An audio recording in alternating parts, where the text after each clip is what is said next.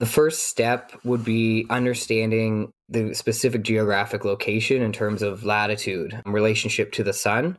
It's really important both in the energy profile of the building and energy and net zero strategies. Many people don't quite realize that keeping a building cool with proper insulation requires more energy than keeping it warm, even in northern latitudes. Passive solar gain is a tool, something you can really, really manipulate to your advantage, regardless of where you live.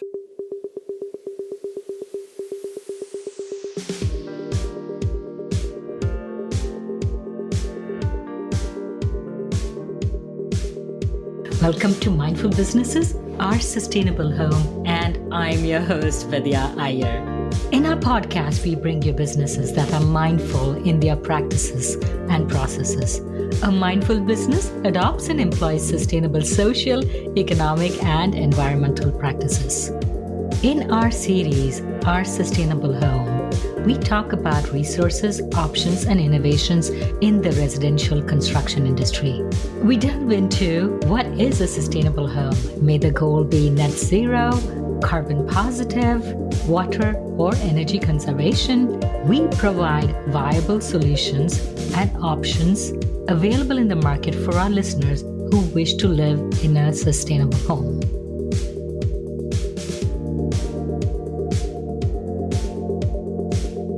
Today we have with us Jackson Wyatt, CEO of CABN, Net Zero Housing for Everyone. He joins us from Ontario, Canada. Welcome, Jackson. Thank you. I'm really happy to be here and talk about sustainable housing. Humans in the past, their homes were designed to be in sync with nature, their seasons, the sun patterns. We have moved away from such a lifestyle. How and when did that happen? I believe it was based off of, and oftentimes just always the pressure point of the times. So whether it was access to food, transportation, so transfer to carts to cars, or just kind of living in various communities.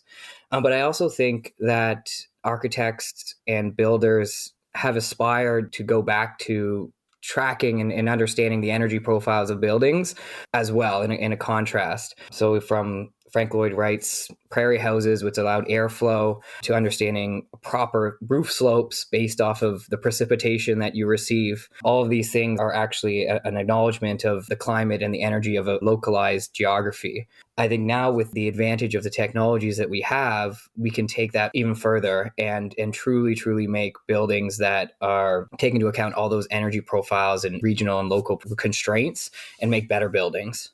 What are the technologies available for you now?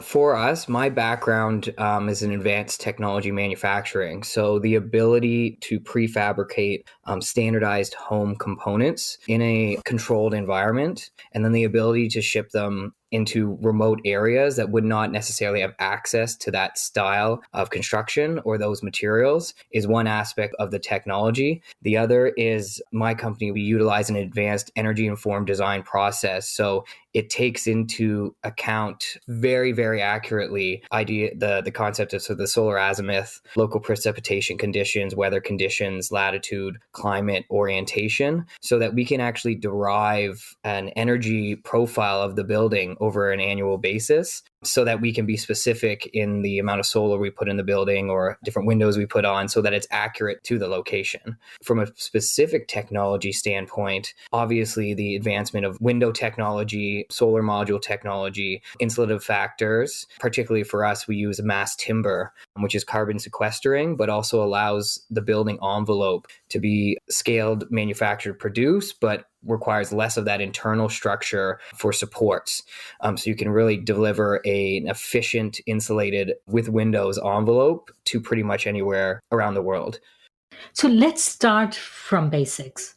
I have a plot of land. How would you design it in terms of making it energy efficient, net zero, net positive? What would be the first step in that process? The first step would be understanding the specific geographic location in terms of latitude in relationship to the sun.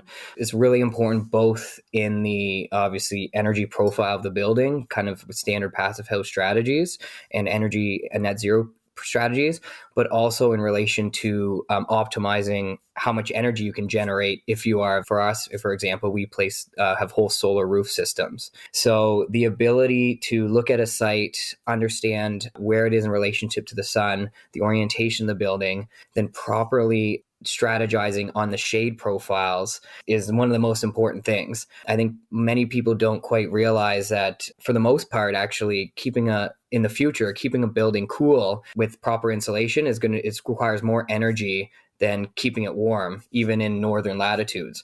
So really understanding where your building is latitudinally in relation to the sun and the shade profiles being optimized for that is highly important.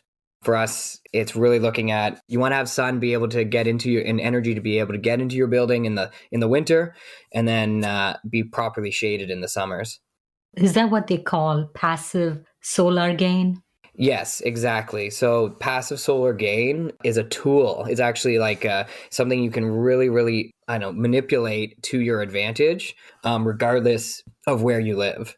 For instance, if you are looking at where I'm in Ontario, basic rule of thumb is how far northern latitude you are, or southern from zero, should be generally the roof slope. And that's optimization for solar generation, but then also taking into consideration your shade profiles. So that, again, when you're thinking in the winter, you want the sun to be as a high azimuth, you want to cover your windows with shade, but in the winter, you want it to actually have energy to be able to enter into the home to heat it passively without having to use your heating systems.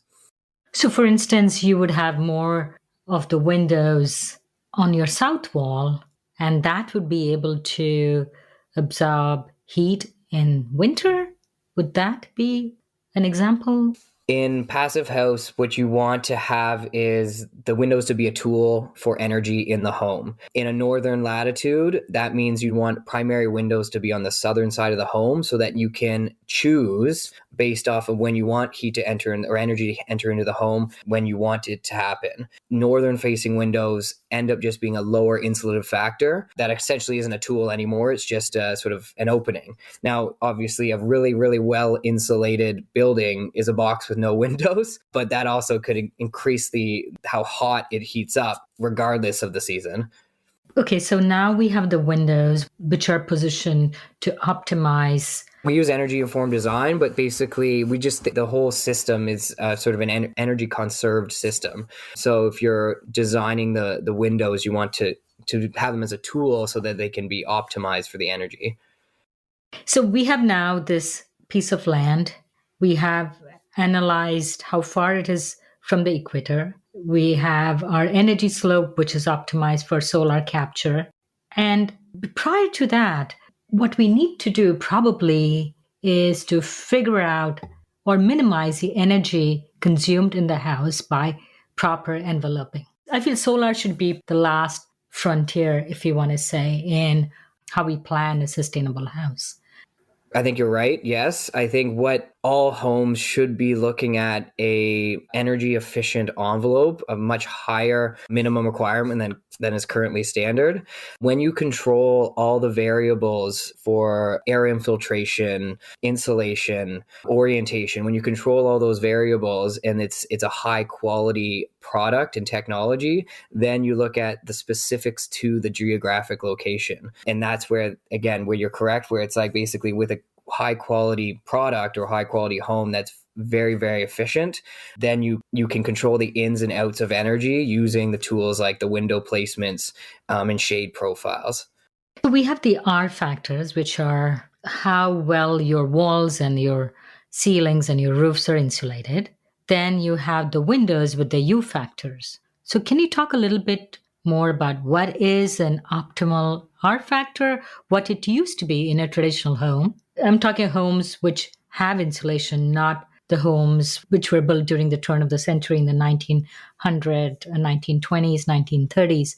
But later on, when they actually put insulation in the walls, how much R factor did those homes have? And what do you aspire your R factor to be?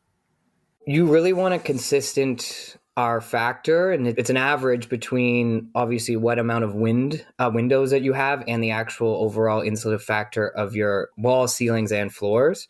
Now, in the past, the minimum standard it floats depending on when the building was manufactured and insulated, but you're looking from R15 up to R30, usually as an average. Our exceeding of R40 is our minimum requirement to allow that controlled environment. What I think of as a better measurement in terms of efficiency of a building is something called EUI, or energy use intensity. And that's based off of, you take into account the insulation, the appliances, and you take into account your heating and cooling and your energy usage for the year. And it's through either a meters per squared or a foot squared. In Canada, that range is anywhere between 200 to 250 kilowatt hours per meter squared. And it is not a huge leap in efficiency or technology to achieve less than a use of 50 kilowatt hours per meter squared, which we've achieved. It's something that you can work towards with all the different inputs. And it also accommodates that passive solar heat gain that you can use as a tool to keep the buildings warmer in the winter instead of clicking on your heating mechanism. So how have you achieved this 50 kilowatts per hour meter cube with your insulation? That is helping you, if I understand that correctly. If you think about maintained system, by having intensive insulation and having high quality windows and doors and having reduced thermal bridging. So thermal bridging basically allows energy to transfer through either like a stud. You can keep that energy in the house or keep that energy outside of the house. So in the summer, where your temperature within your home was hopefully less than what it is outside, you want to maintain that system. And the way you do that is through that efficient envelope. And in the winter, when you want to maintain your system as warmer than the exterior, again, you want to maintain that envelope, maintain that energy profile. So by having a consistent and high efficient insulation, windows, doors, and minimizing thermal bridging, you use very little energy to maintain your comfort level. We measure sort of it at around 21 to 24 degrees centigrade so that you, again, use the least amount of energy possible per square foot or per square meter compared to other construction strategies.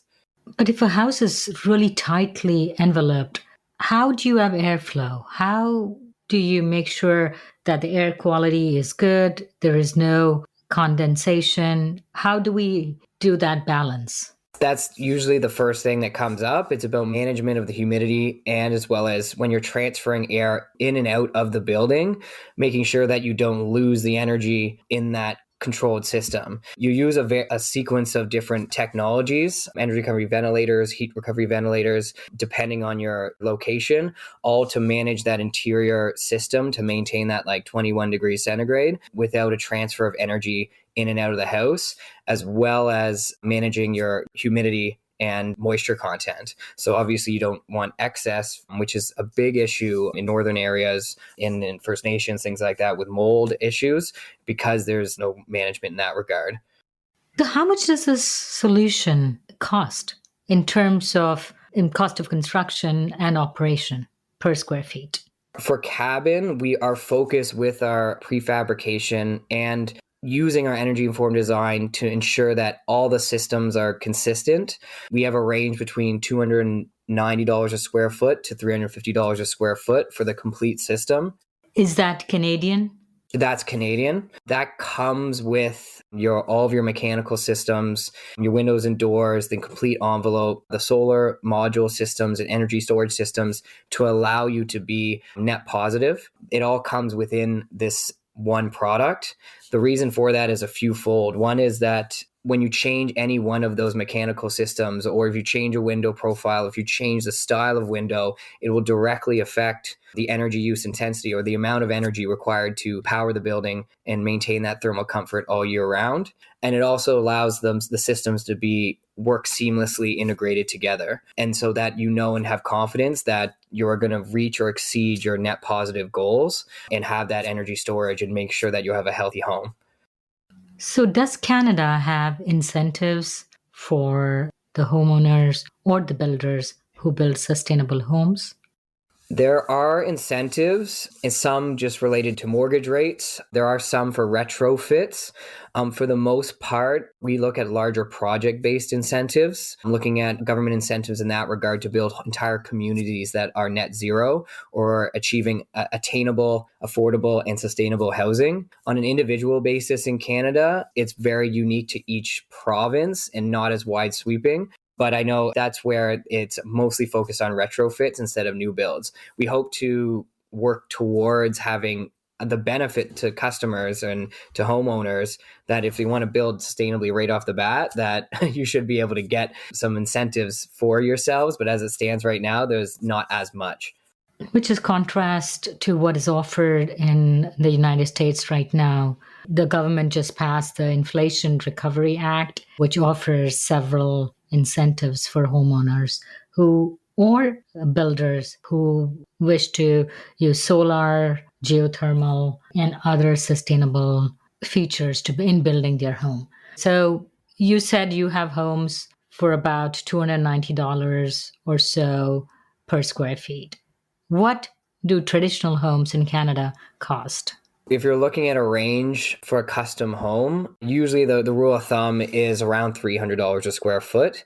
The land is a big point of variability. If you're looking at a custom home, you're starting at $300 a square foot, and then it goes up and up and up. And you can the sky's the limit in that regard. And that's for single family homes.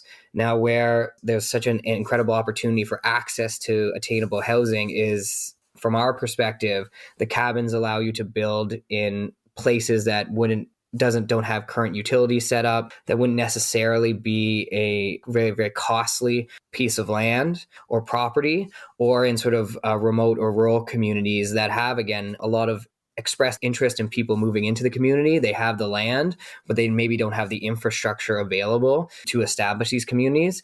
And through cabin units, it allows you to establish a energy system and utility system for a network of 8 buildings, 50 buildings, 80 buildings, all working in a network together. So the cost is reduced in that infrastructural development that is required for these more rural communities.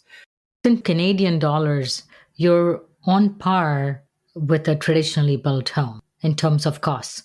Yes, and where there's flexibility, obviously, is in the interiors. Complete flexibility to move around different items and rooms and put washrooms where you need to put them. The envelope is obviously very consistent. Because we used our prefabrication scaled approach, it reduces the cost significantly. It also reduces the assembly timelines at the site. So our buildings, either the 1-bedroom, 540 square foot, all the way up to the 4-bedroom, 3-bath, 1,850 square foot, take an average about 3 days to erect. So on the high side, it's about 5 days. On the low side, you're looking at about 2 days for that smaller unit. And with that, you reduce costs on site, you reduce risk for inclement weather, and you reduce the invasiveness of building on site. This opens up a lot of flexibility in building in these various different places.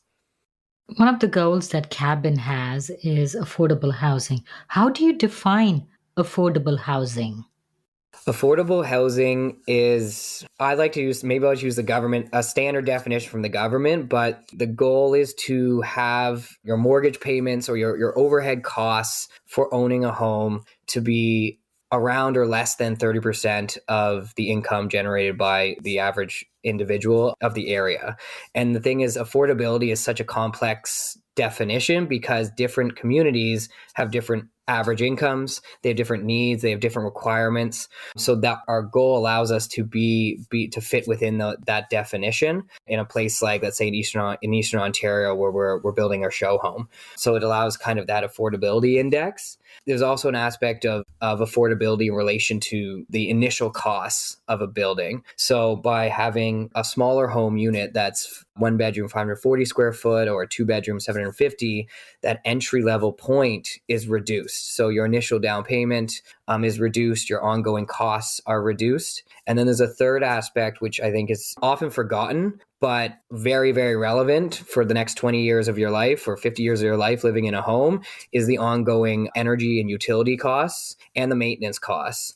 So by building a better, more robust home, as well as reducing potentially your utility bills to zero. The example we use is our 2-bedroom model, our Sonder model. According to Hydro One, which is in Ontario, the energy provider, it saves that occupant over the lifespan of the solar panels $65,000. So you're looking at just your utility bills per month is negligible, and you don't have to worry about something like that. You don't have to worry about those ongoing costs of being a homeowner.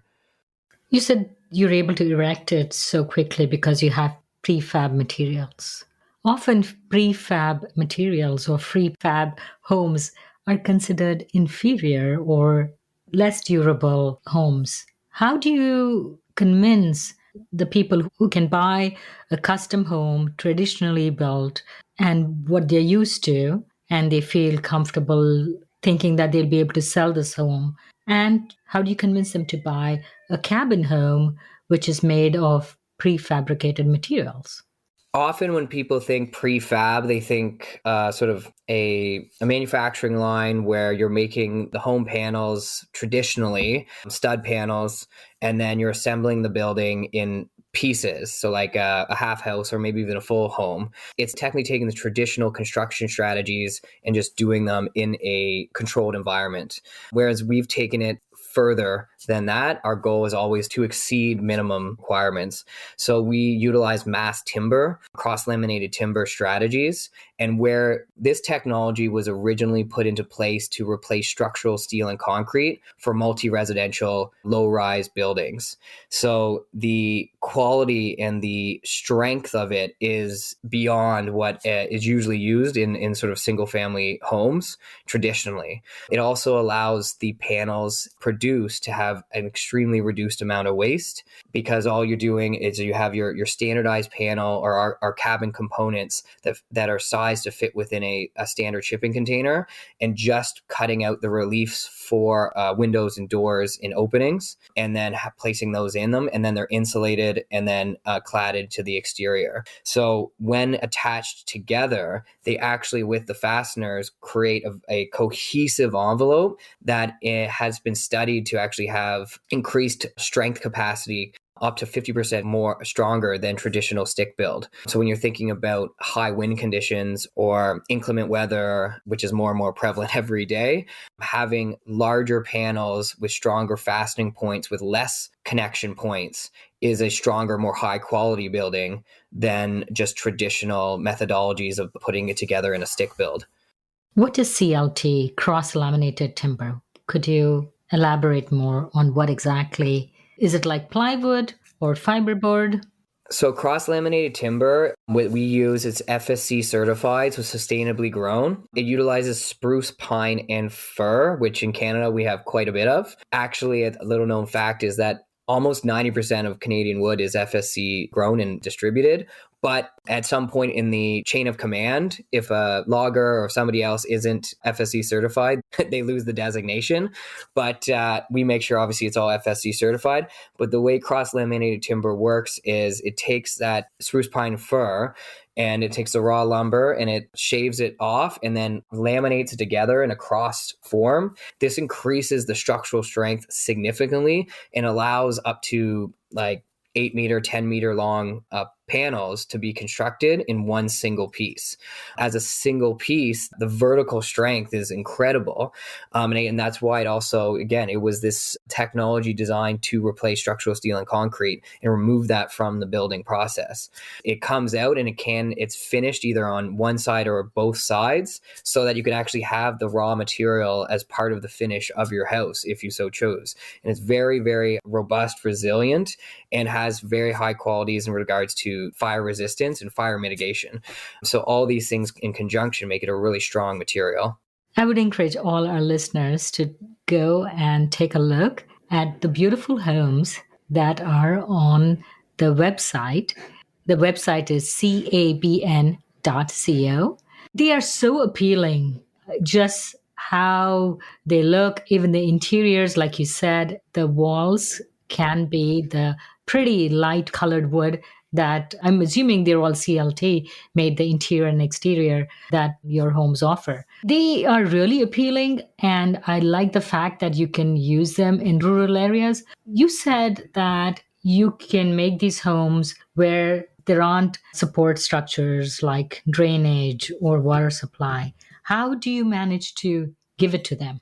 Process for delivery allows us, we often work closely with the customer or the project and to get the site prepared, but we use a strategy called helical pile foundations. This allows a very diverse type of substrate or landing spot, I guess, for the buildings. So the big screws that go into the ground, and then the building and the foundation rests on top of them. From a waste and water strategy, it's very bespoke to the customer or to the developer or development. In that regard, if it's less than about 15 homes, we have our staff and everybody sitting here waiting, and we advise the proper waste and water strategy based on your needs. If you want to be completely off grid and you want to be using rainwater harvesting and you want to be using all these different items, we can facilitate that. Let's say you're building an ARU or a laneway home or a secondary suite and you want to grid tie in or have city power and water, we can do that as well. For anything in a larger development standard, we're working with a modular waste and water strategy, Nuterra, which allows actually the water processing to what comes out of the final potable water and the processed waste to be at zero nitrates, which is set and exceeds minimum standard requirements and pretty much across the board. But again, each site comes with its own interesting needs, and we address those as they come. If we just think about water, you can do gray water harvesting. What is gray water harvesting? So gray water harvesting can be a myriad of things, but it's either recycling and using what you've already created, or it's taking advantage of existing water sources or rainwater and basically allowing it to be used for secondary water usage.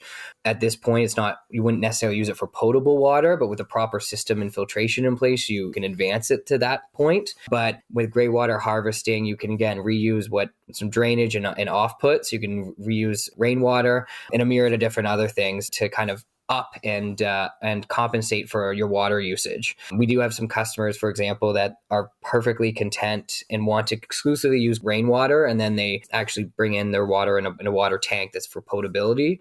And then we've got other customers that are looking for a full, complete system that does potable and gray water and the whole thing, and we kind of work with them on that. So at the minimum, you can do rainwater harvesting and use it for your laundry, your toilets, your showers.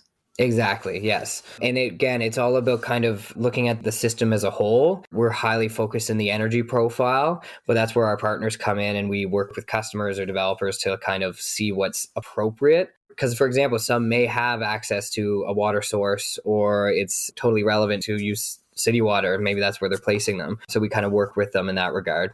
The houses that you build are also homes, and a home has to be affordable, has to be comfortable in terms of the warmth and the coolness, the temperatures.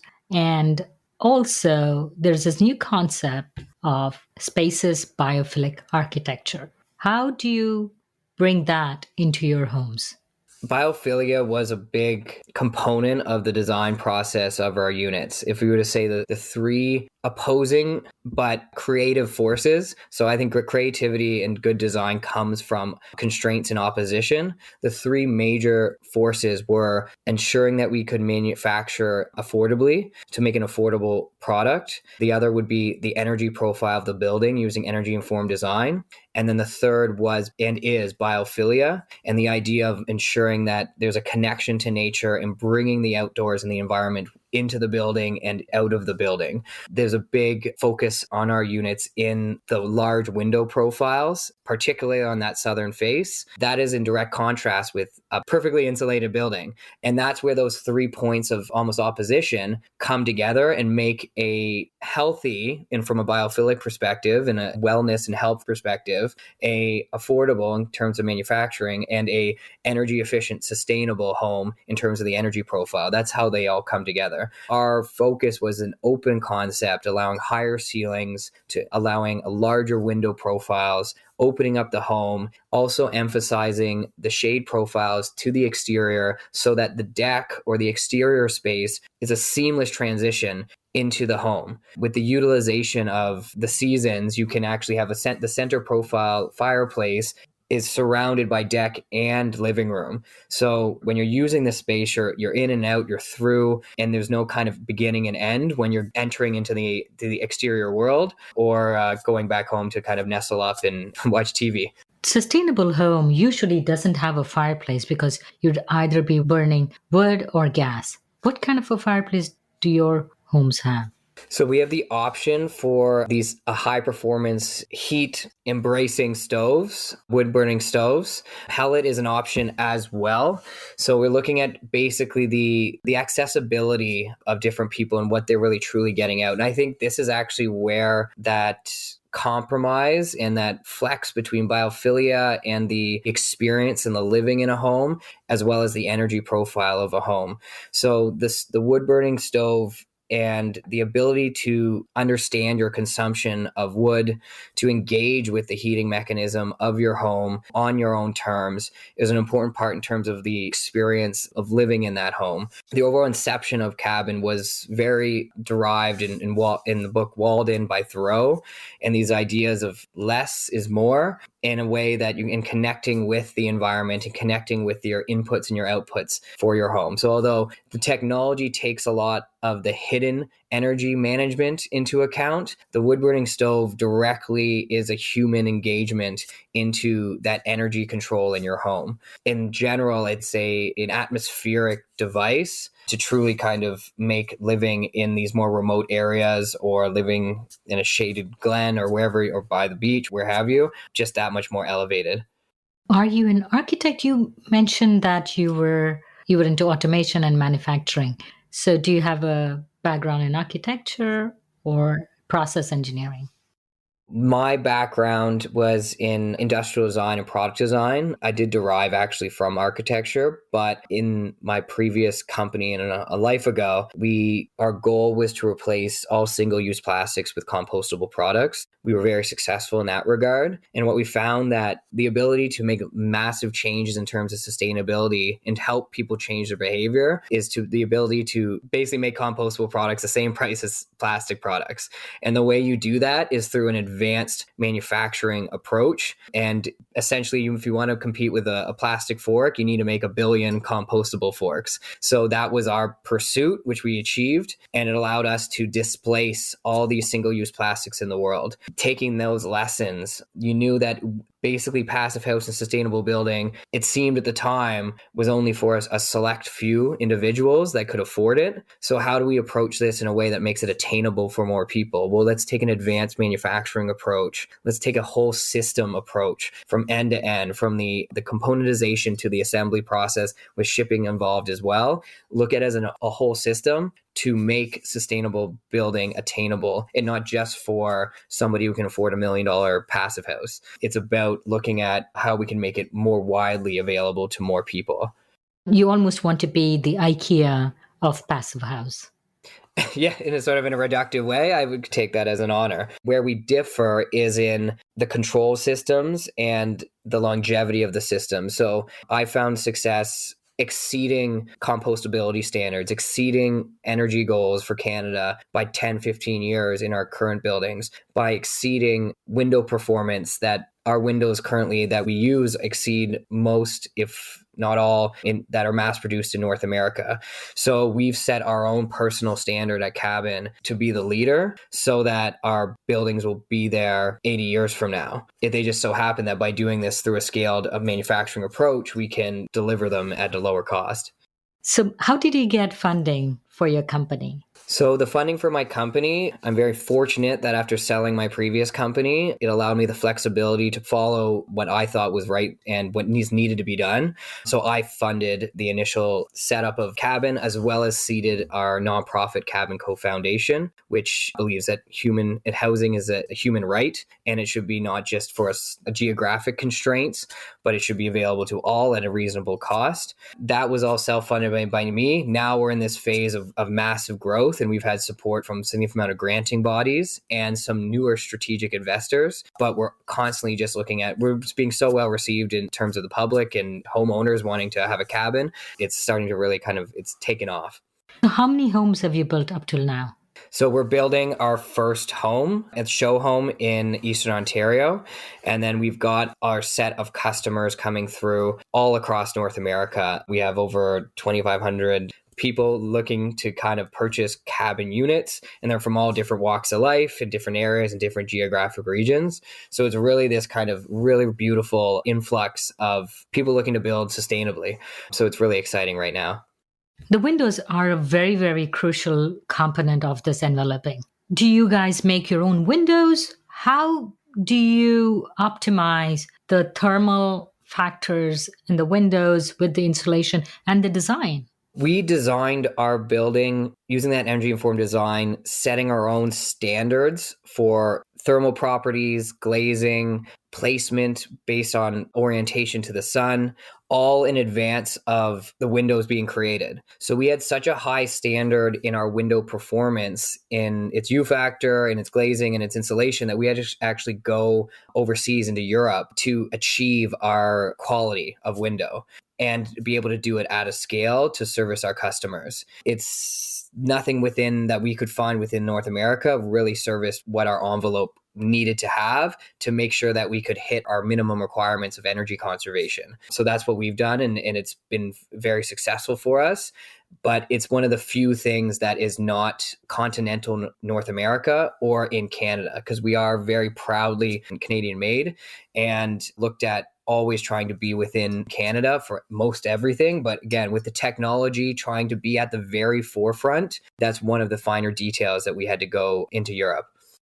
And it's all about these balances that we have to make in the choices. So to achieve the energy levels, energy conservation levels that you want, you may have to break the norm of going overseas to pick a product till the technology of windows in North America catches up with the ones that are there in Europe, specifically Germany and Poland.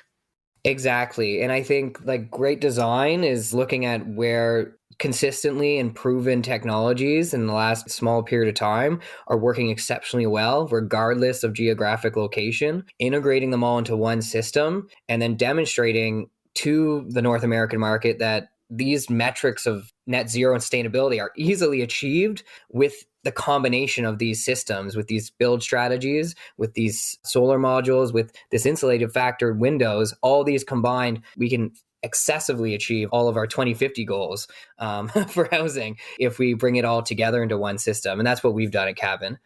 And hopefully the North American manufacturers will see the demand for these because of the imports and start offering those products and technologies to home builders and homeowners in North America.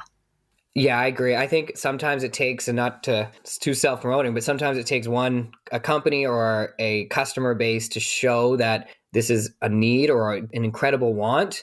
And I would expect, or I would hope, that any missing pieces that North American manufacturers are kind of waiting in the wings to figure out if it's a viable product line, they'll realize, oh, 100% it is. Let's start producing better windows, the higher insulative factor windows, different kind of glazing profiles, because it's going to be sweeping across most, hopefully, new builds. How are your homes powered? Do you use geothermal energy? Our homes use primarily with solar modules and solar energy strategies. But when you're looking at a network cabin homes, our team and my team of engineers and scientists, everybody's a lot smarter than I am. But anyway, coming in, we look at a larger strategy that does include geothermal, also like borehole energy storage strategy. So using both sides of geothermal complementarily. So that's, again, where it comes down to this community we're working on in Eastern Ontario.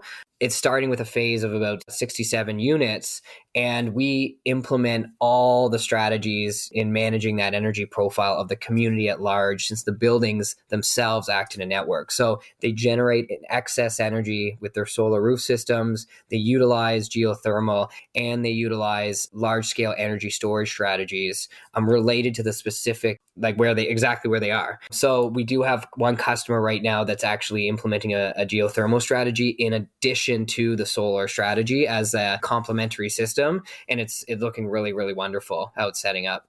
So you actually also need energy for the fuel pumps, which work in conjunction with the geothermal. And those will be now, in this particular instance, powered by the solar.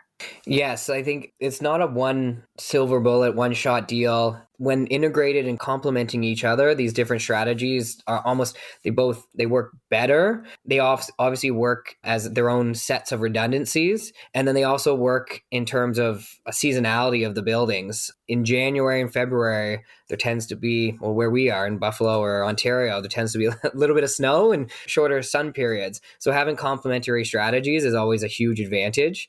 And then also from an energy storage standpoint on the larger systems, having borehole energy storage is a huge added bonus with obviously the individual battery storage.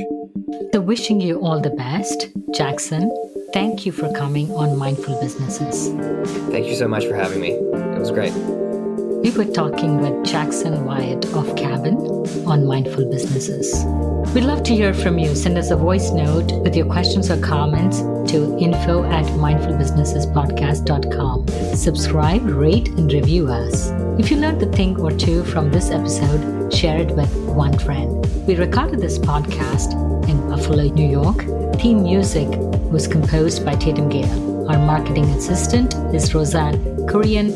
Our advisors are Jim Stone and Anupama Pastricha. This is Vidya Iyer with Mindful Businesses.